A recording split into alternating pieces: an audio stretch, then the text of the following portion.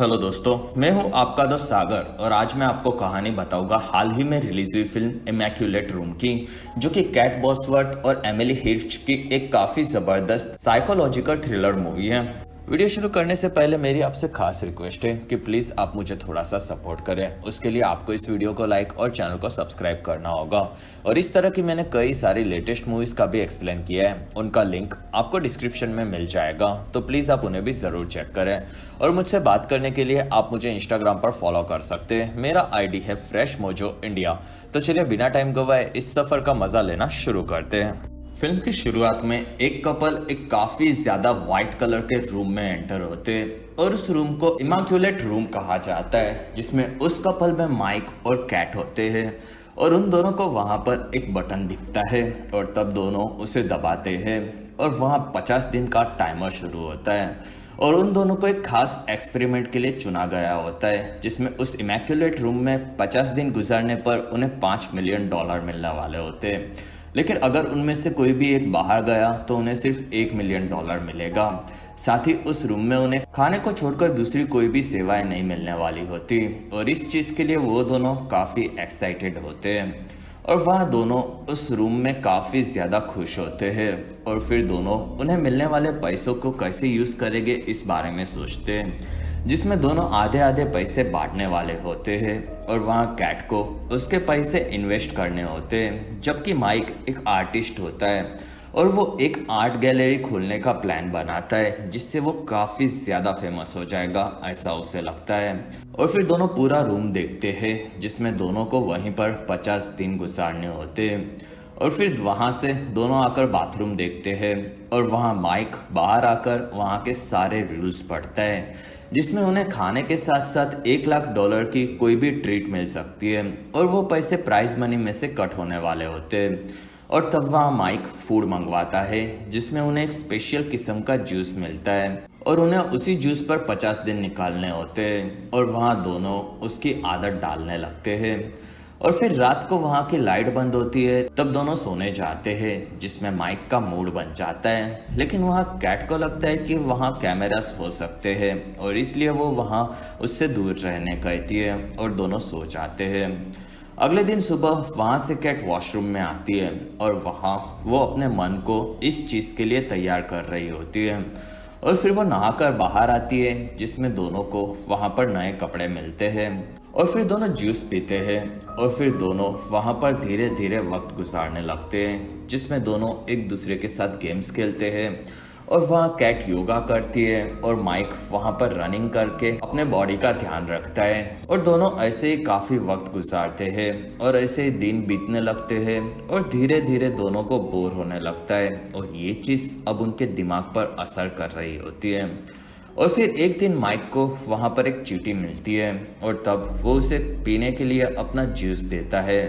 और तब वहाँ उन्हें बताया जाता है कि उनका खाना सिर्फ उन्हें ही दिया जाएगा और तब माइक उस चींटी को वहाँ से बाहर छोड़ने चाहता है। लेकिन अगर वो वहाँ से बाहर जाने का बटन दबाया तो उनके पैसे कम हो जाएंगे, ये कैट बताती है और इस चीज से दोनों में बहस होती है और वहाँ माइक उस चींटी को वहीं पर रख देता है और वहाँ कैट भड़क जाती है क्योंकि माइक वीगन होता है और वो काफी ज्यादा पैसे वाला होता है और इसी वजह से कैट को कई बार उसके परिवार वाले काफी कुछ सुनाते हैं और ऐसा माइक ने कभी भी नहीं सोचा, ये वो बोलता है। और तब वहाँ कैट आगे बढ़ती है और गलती से वो चींटी को मार देती है और इस चीज से वो थोड़ी सी दुखी भी होती है और तब माइक वहाँ से भड़क कर निकल जाता है।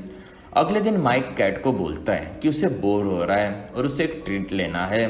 और 5 मिलियन में से $1 लाख ज्यादा नहीं होते और तब कैट मान जाती है और वहाँ माइक जाकर अपनी ट्रीट ऑर्डर करता है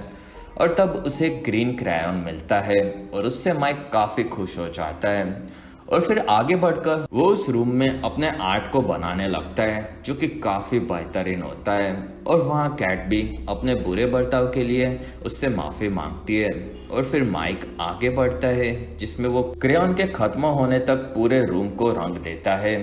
लेकिन वहाँ अब रंगों से रूम की हालत देखकर कैट को थोड़ा सा गुस्सा आ जाता है और फिर दोनों साथ में फिर से सो जाते हैं। और फिर एक दिन उन दोनों को बाथरूम में एक गन मिलती है और इस चीज से दोनों डर जाते हैं और वहां से दोनों उसे बेड के नीचे छुपा देते हैं और वहां दोनों इस चीज से थोड़े डरे हुए होते हैं। और फिर एक दिन दोनों को उनके फैमिली मेंबर्स के वीडियो मैसेजेस आते हैं जिसमें माइक से उसकी बहन बात करती है और वो इस इमेक्युलेट रूम में काफी एंजॉय कर रहा होगा ऐसा उसे लगता है। साथ ही वो कैट को पसंद नहीं करती ये बोलती है और वहाँ माइक को इस बारे में कुछ भी नहीं पता ये वो कैट को बताता है। और फिर वहाँ कैट के लिए उसके पिता का मैसेज दिखाया जाता है और वहाँ कैट इस चीज से दुखी होकर बैठ जाती है जिसमें वो उनसे नफरत करती है ये बताती है। और वहाँ कैट के पिता बताते हैं कि वो सेंट मैरी चर्च के अनाथालय में रहते हैं और वो कैट को शुभकामनाएं देते हैं। और तब कैट समझ जाती है कि ये लोग उनके दिमाग के साथ खेल रहे हैं और वो लोग अब उन्हें उकसाकर वहां से निकालना चाहते हैं और दोनों इस बारे में बात करते करते सो जाते हैं। अगले दिन कैट बताती है कि उसके पिता काफी बुरे थे जिसमें वो बचपन में दारू पीने के लिए घर से पैसे चुराते थे और इसी वजह से उनकी तकलीफें काफी ज्यादा बढ़ गई थी और उसने ये बात माइक से हमेशा छुपाई होती है। और तब माइक उसे संभालता है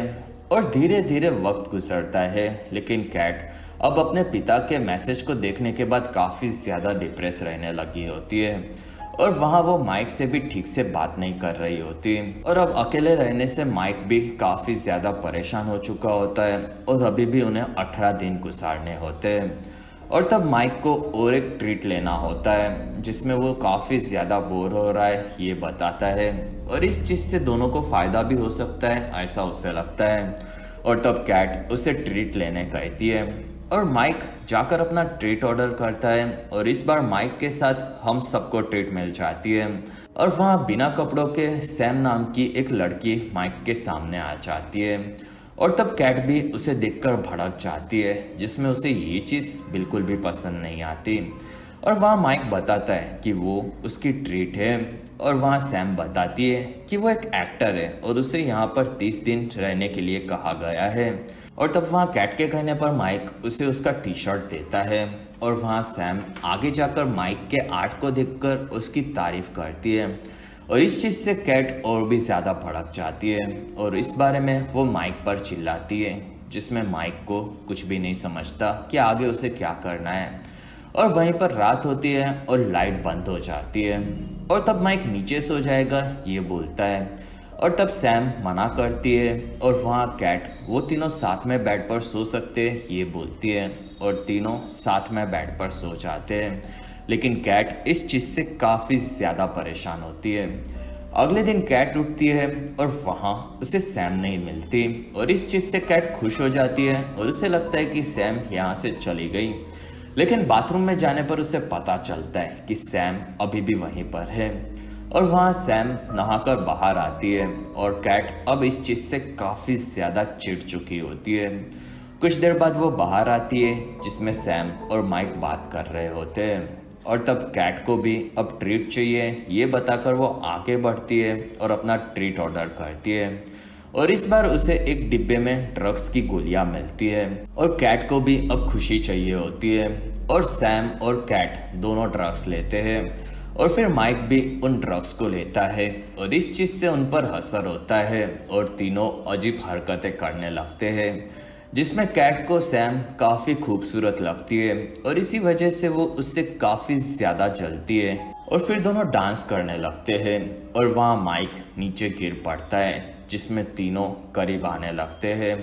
और वो तीनों काफ़ी ज़्यादा एंजॉय करते हैं लेकिन ये चीज़ असल में सिर्फ माइक के दिमाग में चल रही होती है। और फिर माइक को अजीब लगता है और वो खुद को एक स्विमिंग पूल के अंदर पाता है जिसमें उसे ऊपर एक छोटा सा बच्चा नजर आता है और वो भी पानी में कूद पड़ता है और माइक उसे बचाने चाहता है लेकिन वो उसे बचा नहीं पाता और इस चीज़ से प्रेजेंट में वो काफ़ी दुखी होता है और तब सैम और कैट उसे संभालते हैं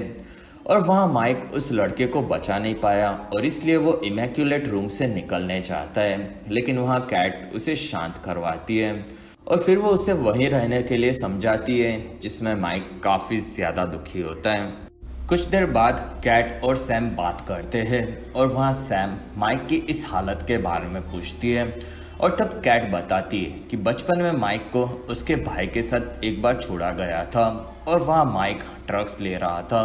और तब उसका भाई पानी में गिर गया था और माइक के नशे में होने की वजह से वो उसे बचा नहीं पाया था और अपने भाई की मौत के लिए वो तब से खुद को जिम्मेदार समझता है। और वहाँ सैम वो दोनों कैसे मिले ये पूछती है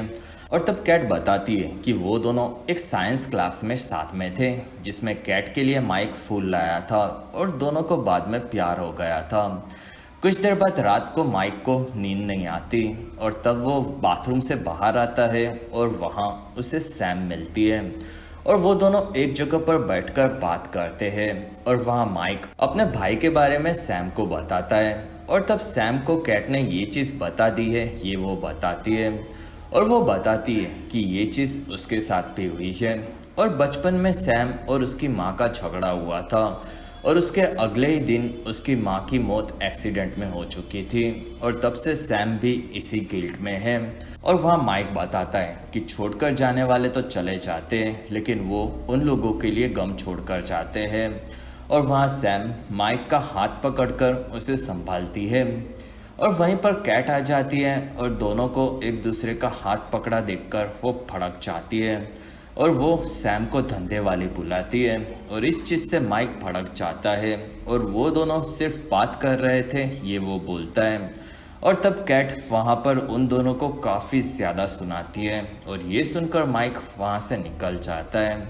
और वहाँ कैट को भी समझ जाता है कि वहाँ पर कुछ भी नहीं था और तब सैम से इस चीज़ के लिए वो माफ़ी मांगती है और वहाँ से सैम भी भड़क कर निकल जाती है। अगले दिन कैट उठती है और वो बाथरूम में आकर सैम को बाहर आने कहती है लेकिन सैम वहाँ नहीं होती और इस चीज़ से कैट चौंक जाती है और उसे काफ़ी खुशी होती है और फिर वो ये चीज़ माइक को बताती है और तब माइक को इस चीज़ से खास फर्क नहीं पड़ता और वहाँ कैट को एक मैसेज लिखा हुआ मिलता है जिसमें सैम को वहाँ पर उन लोगों से काफ़ी ज़्यादा प्यार मिला ऐसा उसने लिखा होता है और इस चीज़ से कैट भड़क जाती है और वहाँ माइक को इस बारे में कुछ भी नहीं पता होता और उन दोनों के बीच में भी कुछ भी नहीं हुआ ये वो बताता है और तब कैट उसका ऐसा लिखने का कारण पूछती है और वो माइक को धक्का देती है जिसमें माइक के सर में एक काफ़ी गहरी चोट लगती है और उसे खून निकलने लगता है और तब कैट माफ़ी मांगती है और वहाँ माइक बताता है कि जब कैट उसकी ज़िंदगी में आई थी तब से उसने अपने अमीर दोस्तों से मिलना बंद कर दिया था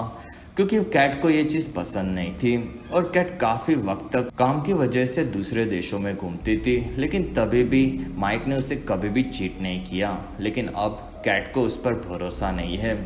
और असल में ये रूम नहीं बल्कि एक आईना है जो कि इंसानों को उनके अंदर की सच्चाई को बाहर लाकर दिखाता है। और तब कैट माइक से माफ़ी मांगती है जिसमें माइक को डॉक्टर चाहिए होता है लेकिन उनके कॉन्ट्रैक्ट में उन्हें डॉक्टर नहीं मिलेगा ये कैट बताती है और वो माइक को वहीं पर रहने कहती है और तब माइक भड़क जाता है और वो ऐसी जगह पर नहीं रह सकता ये बोलकर वहाँ से निकलने जाता है और तब कैट उसे बंदूक दिखाकर रोकती है और वो ऊपर भी एक गोली चलाती है लेकिन वहाँ माइक वहाँ से आगे बढ़ता है और वो रेड बटन दबाकर वहाँ से निकल जाता है और इस चीज़ से काफ़ी ज़्यादा पीछे से हॉट दिखने वाली कैट दुखी होती है और फिर कैट उस रूम में अकेले ही वक्त गुजारने लगती है जिसमें वो इस चीज़ से काफ़ी ज़्यादा परेशान होती है लेकिन फिर भी वो हिम्मत नहीं हारती और वो वहाँ से नहीं निकलती। लेकिन एक दिन उसका दिमाग काफ़ी ज़्यादा ख़राब होता है और कैट को वहाँ से निकलने में अभी भी 2 दिन बाकी होते हैं और वहाँ वो आगे बढ़ती है और वो रेड बटन को दबाने चाहती है और इसी के साथ हमें ब्लैक स्क्रीन देखने मिलती है। और फिर कहानी कुछ महीनों के बाद की देखने मिलती है जिसमें माइक शहर में जॉगिंग कर रहा होता है और वो सेंट मैरी चर्च के पास से गुजरता है जिसमें चर्च के बाहर उसे कैट मिलती है और वो दोनों काफ़ी वक्त के बाद मिले होते जिसमें कैट माइक से उसके बुरे बर्ताव के लिए माफ़ी मांगती है और तब माइक उसे माफ़ कर देता है और वहाँ कैट अपने पिता से चर्च में मिलने आई थी ये बताती है और दोनों वहाँ से निकलते हैं जिसमें माइक पूछता है कि क्या कैट ने इम्यूकुलेट रूम का टास्क खत्म किया और तब कैट माइक की बहन के बारे में पूछती है और वही बातें करते करते दोनों आगे बढ़ते हैं, जिसमें हमें सेंट मैरी चर्च में एक किचन को बनाने में किसी ने काफी ज्यादा मदद बिना नाम बताए की होती है, ये चीज पता चलती है। असल में ये मदद कैट ने ही की होती है और उसने इमैक्युलेट रूम का टास्क खत्म करने के बाद अपने सारे पैसे सेंट मैरी चर्च में डोनेट कर दिए होते। दूसरी तरफ इमैक्युलेट रूम में फिर से एक नया कपल आता है और वो दोनों 50 दिन वहां गुजारकर $5 मिलियन कमाने के लिए काफी ज्यादा एक्साइटेड होते हैं और इसी के साथ ये काफी बेहतरीन और एंगेजिंग फिल्म खत्म होती है। और इसी के साथ हमारा ये वीडियो खत्म होता है। और अगर आपको हमारा वीडियो पसंद आया तो प्लीज़ लाइक करें, एम करते 1000 लाइक्स। वीडियो के डिस्क्रिप्शन में आपको दूसरी मूवी सीरीज की भी एक्सप्लेन वीडियो देखने मिलेगी, तो प्लीज़ आप उन्हें देखना ना भूलें। और हमारी वीडियो आपको कैसी लगी और आप कौन सी दूसरी मूवी का एक्सप्लेनेशन देखना चाहते हो, ये आप मुझे कमेंट सेक्शन में ज़रूर बताएं। और आप हमारे दूसरे वीडियोस भी देख सकते हो। और अगर आपको मेरा काम पसंद आया तो प्लीज़ आप मुझे इंस्टाग्राम पर फॉलो करना ना भूलें। मेरा ID है फ्रेश मोजो इंडिया।